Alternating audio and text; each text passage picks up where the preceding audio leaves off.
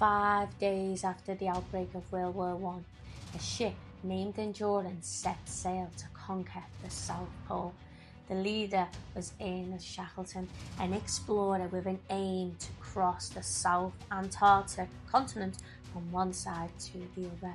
This is one of the greatest stories of survival, teamwork, leadership and resilience. Shackleton bought the ship in Norway and changed its name to Endurance because it said it reflected his family motto of Endurance we conquer. He then assembled his crew, put an ad in the paper and got over 5,000 applicants. The ad read, "The Imperial Trans-Antarctic Expedition." The crew eventually became 28 men, including himself, dogs for pulling sleds and a cat.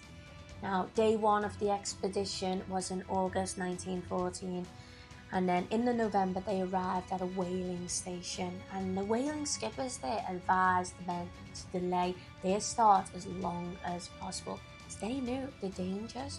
But Shackleton ignored their advice though, as he'd already failed one expedition already and knew that turning back would feel worse with a war going on and that sense of failure, so he pursued. Now, these ice conditions got worse and worse. The ship eventually became icebound. They were stuck and they now had to survive one of the hardest, toughest places on Earth. But Shackleton knew the importance of morale and made sure his men were given jobs and had purpose. All of this was filmed because Shackleton brought a documentary maker with him and he wanted his glory expedition shown to the world. This was a man who wanted recognition. He craved it.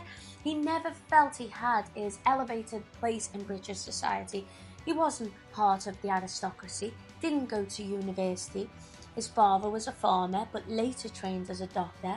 And when his father moved the family to London from Ireland for work, Shackleton was bullied for the way he spoke and he never felt he fitted in. So this puts into context him wanting to succeed and gain his notoriety he desperately craved. The ship in the winter months was difficult and cold, but the men tried to amuse themselves. So they cleared out the middle decks of cargo and called this the Ritz. They would play cards and socialise in this area. Their main delicacy was seal blubber, and this ship though was stuck for 6 long hard months.